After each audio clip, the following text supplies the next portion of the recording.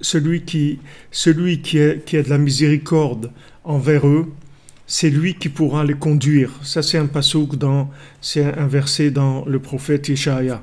Hainu Misheu Rahman, c'est-à-dire celui qui est Rahman, celui qui est miséricordieux. Hu yechol liot manig, c'est quelqu'un qui peut être un manig, c'est quelqu'un qui peut diriger le monde, qui peut diriger les gens. Donc Rabbeinu il présente comme condition sine qua non que pour diriger les gens, il faut être quelqu'un de miséricordieux. Maintenant, quand quelqu'un est miséricordieux, il doit apprendre la technique, comment utiliser la miséricorde. La miséricorde, c'est une force, une énergie, c'est un pouvoir. Maintenant, ce pouvoir de la miséricorde, il faut savoir comment on l'utilise.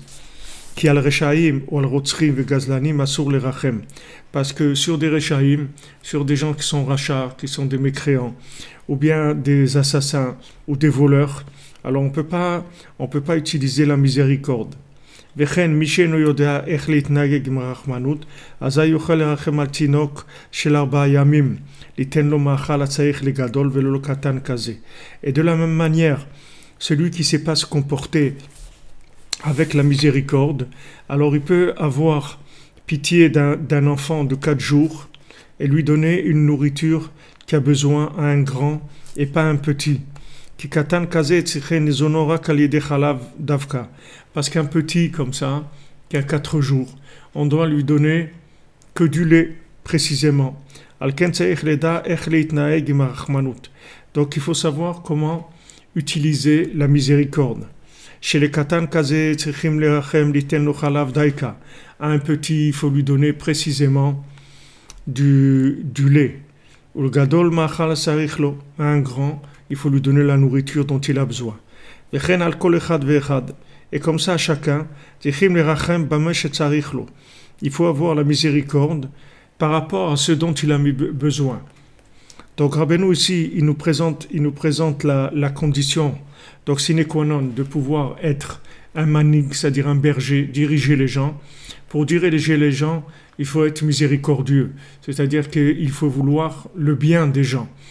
Alors maintenant, si on a affaire à des rechaïm, à des gens qui sont dans une situation où ils sont mécréants, ou bien que c'est des assassins ou des voleurs, donc il ne faut pas utiliser la miséricorde par rapport à eux, c'est de ne pas utiliser la miséricorde et de trouver des techniques, comment les aider à sortir de là où ils sont. Et ça c'est une chose, c'est-à-dire Rabbeinu il va à l'extrême, il explique. Maintenant pour diriger, il faut être miséricordieux. Maintenant, cette miséricorde, c'est pas ouvert de façon, on a pitié de tout le monde.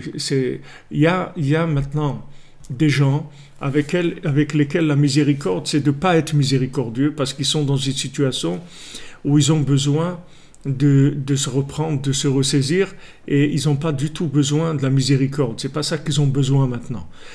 Et d'un autre côté, Rabbeinu nous dit que même maintenant, les gens qui ont besoin de la miséricorde, il faut savoir quel degré de miséricorde ils ont besoin, et savoir que cette miséricorde, elle soit adaptée à leurs besoins.